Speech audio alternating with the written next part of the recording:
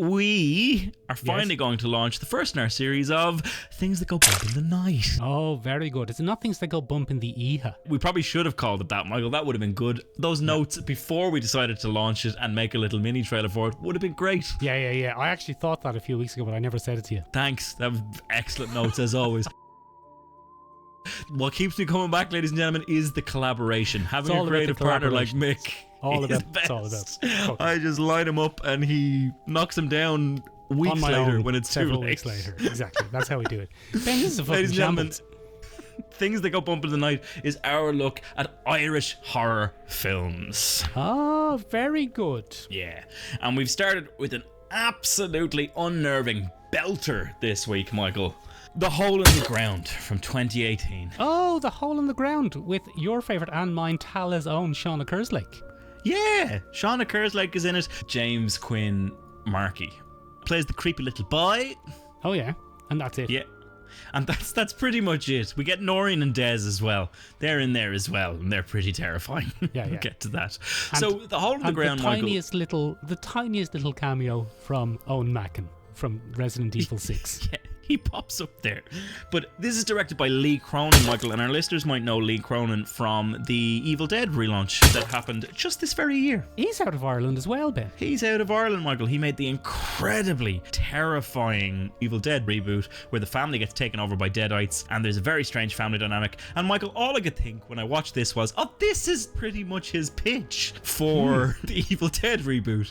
But he said, no, we'll just amp up the gore in Evil Dead, but this is the tone I'd like to strike. Very good, Benjamin. I saw this film again the other day. I saw this when it came out, I think, or maybe slightly after it came out. And we talked about it on this very podcast, or perhaps the precursor of this podcast when it used to be called Michael and Benjamin's podcast. Who would even listen to such a trite and awful named podcast? Nobody. It's rubbish. That doesn't matter. Because when I was watching it, I thought, if this film was to follow the Victorian naming principle of having 3 or 4 names, you would call it The Hole in the Ground, or The Dreadful Horror of Living in Bray or Thereabouts, or The Victory of Not Having Children. The blessing that is childlessness. Yeah, because that's really what it is. Really, this film can be summarised by, you don't want to live anywhere near Bray. You're probably better off without kids because they might turn creepy. So, Michael, this is a loose adaptation of the Irish mythology of the changeling. Oh, go on. Yeah. So, in this, we have Sarah and Chris. Chris is the son, Sarah's the mother, and they are on the run from an unknown trauma. Yeah, it seems something to do with his dad. Something to do with his dad. His dad's not a great bloke by the looks of the film, right? By the looks of it, he might have been a little bit salty. Just a little smidge of salty. And they move to Bray, or the Irish countryside. It's not really defined. It's basically Wicklow. They go to Wicklow. It's fucking Bray, Ben. It's definitely Bray. They're at the pier in Bray at the start. It's 100% Bray. I think they're in Wicklow, Michael, because there's a lot of forest. Yeah, this is the interesting thing. Sorry to cut across you, Ben, but this is the interesting thing of this film. And I recognise the irony of saying this when there has been a tragedy in Ireland in the last couple of days of not a dissimilar story to this, where a mother was killed in her isolated country house by a family. It's really unfortunate timing. We didn't time this well, ladies and gentlemen. So it wasn't we're going to try and be intentional. a little bit respectful about that. But it's what I thought while watching this was, a lot of the tone of it seems to be somewhat of that Americana isolated, the fear and terror of being so far away from anyone that anything could happen. Realistically, you don't get that in Ireland because there's nowhere in Ireland that's more than 20 minutes drive from a town. Yeah, no, that's true. We're never that far. It's really not that, because Ireland is quite a small country, let's be honest, and we don't have that. But then I thought to myself, actually, that's not what it's about. It's not about physical isolation, it's about social isolation. So she could be living in a town. Now, it wouldn't work as well if she lived in a town. A lot of the tension does draw out of it when she goes to work in Bray. Yeah, but I think it's interesting. I think what we're working with here, Michael, is Sarah processing her own trauma. Go on. And Lee Cronin plays with that. He wrote this with Stephen Shields, and the screenplay plays very well with the concept of, is Sarah just a bit mad? Yeah.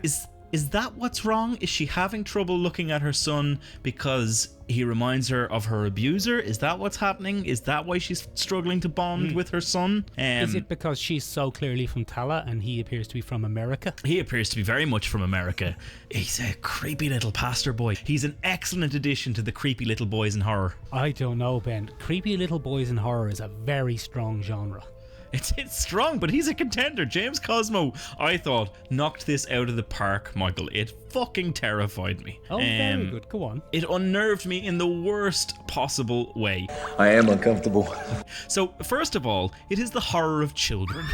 The sheer horror of living in Bray with children. The sheer horror, Michael, of living in Bray with children. But it plays on my favourite and possibly the most unnerving of Irish myths, which is that changeling, Michael. We've talked about it numerous times on this podcast. Sometimes I think it's the only thing we talk about. Sometimes I think it's the only... We should have just called it changeling. But, Michael, the changeling is a concept in Irish myth where poor elf fairies, Michael, in Ireland, the the little folk, whatever you want to call them, they can't have any babies. Oh, no. Yeah, I know. So what they do is they go around stealing human babies and putting a weird little shape-shifting doppelganger thing in its place. Where do they get that? They just magic it up, I don't know. Is that a baby? It's not. It pretends to be a baby, Michael. Okay. But where are they getting those? I think I found a flaw in their logic. I think they're just chucking normal fairies, the fairies that are pricks in it. Oh, very good. Do you know what I mean? I think it's their version of like the colony ship to Australia. Oh, very good. You know who's a real prick? Fionnuc. We'll just get him to turn into a human baby. Yeah. So this happens all the time, Michael, and this used to be the explanation for why a mother might find their child odd or strange or struggle to bond with it. It was a reason that your child might be strange or malicious or odd as it grew up because it had been replaced by a changeling. Now, Michael, today we have specific terms for that kind of thing. If a mother detests their child, it's probably postpartum depression. Yeah. Or maybe autism. Or if your child is very strange and struggles socially and doesn't fit in very well with the rest of the village, probably the tism.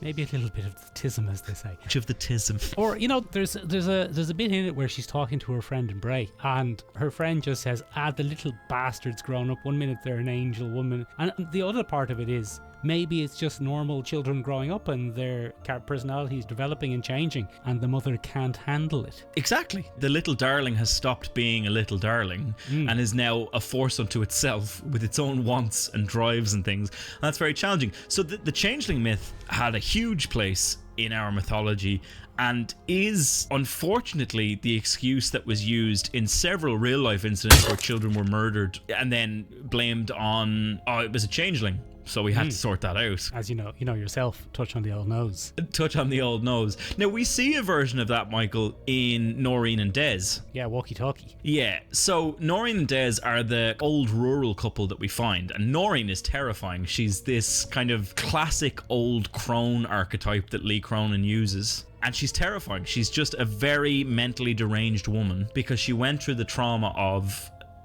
losing her son and not accepting that it was her son. She thought she had lost her son to fairies. She did though, Ben.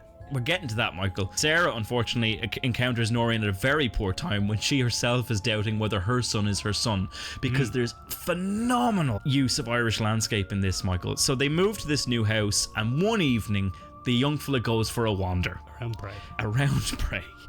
the Wicklow Mountains. A bad shout. And she can't find him.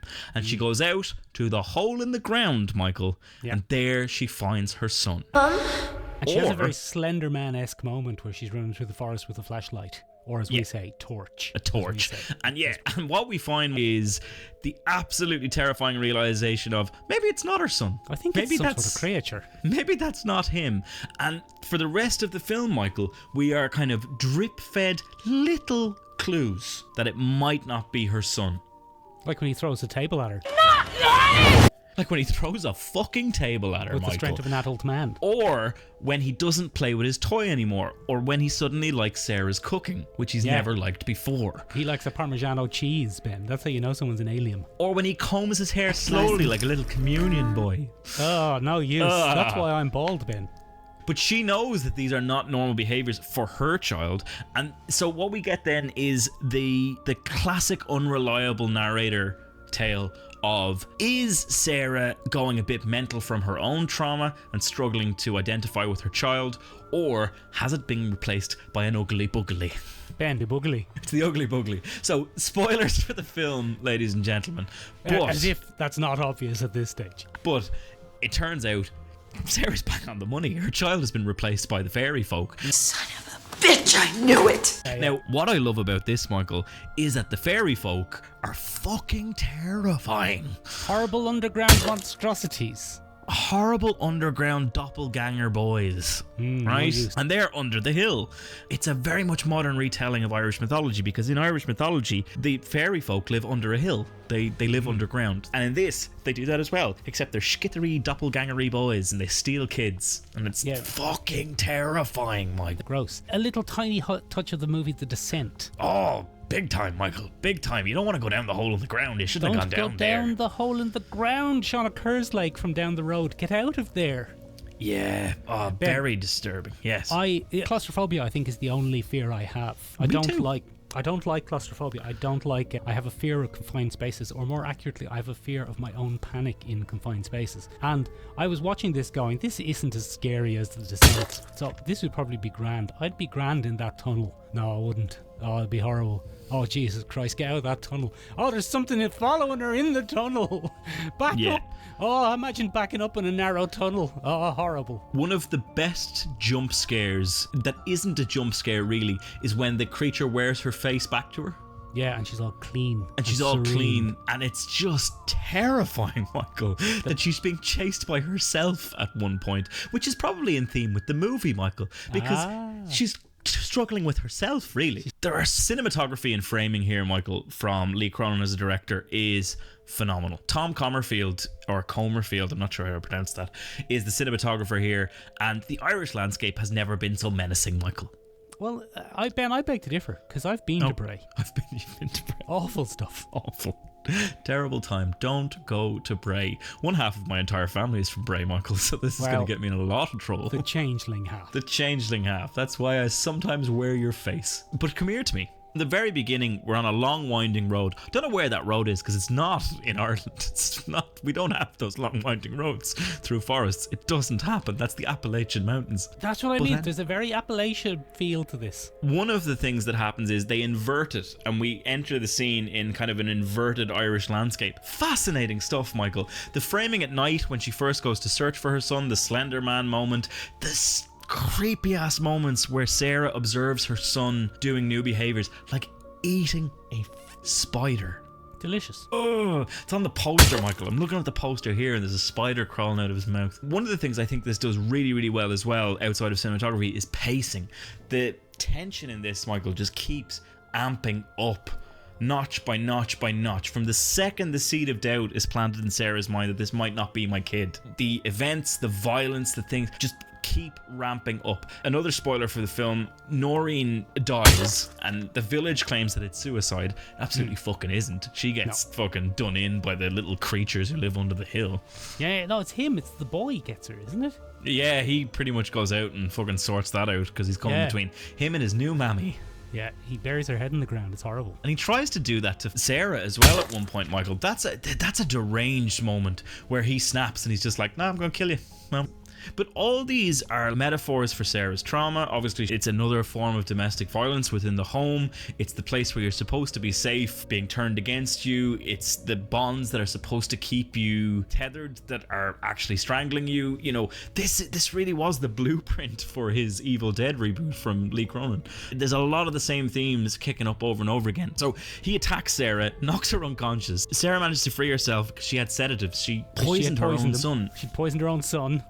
But there's an amazing moment, Michael, where we are convinced, well, I was convinced the first time I watched it, that the horror of this film was going to be that she murdered her own son by mistake. Oh, what a twist. I didn't know if there was going to be like, oh shit, I killed my son because I thought it was a changeling. Well, Ben, I would love if there were 2 cuts of this ending, and that was one of them. Yeah. And I mean, anytime maybe you watch it, you didn't know which one it was going to be.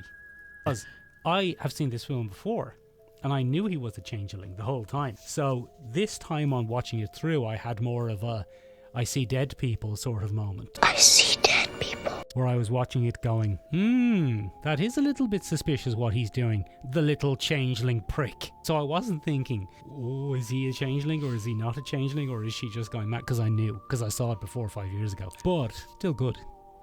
There are so many nice touches as well in this, because we talked a little bit there about, you know, mythology and Irish mythology being interpreted, but the mirror thing is great, because we have a huge thing about mirrors being covered when people die and things like that in Irish folklore. But mirrors are how you find the changelings, because if you look at their reflection in the mirror, you see their true face, and then if you try to take pictures of them, Michael, they're always blurry. Yeah, they go all the ring. Yeah, which led to one of my favourite bloody little, did she really get her son? Did she get him back, or did she take the wrong one?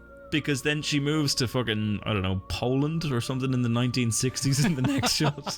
And it's a very dank apartment somewhere. And she's not living away from people. It's kind of evidence that, like, she's not isolating herself anymore. It's never going to happen again. And she takes pictures of Chris from her window because she's never sure.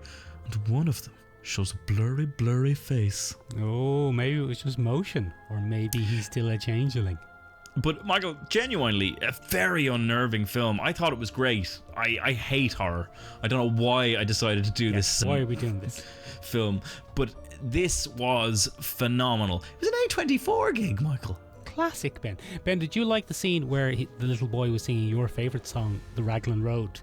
And he does sing The Raglan Road. And he slows down and just starts saying it in a sinister way. Yeah, just on a loop. Yeah.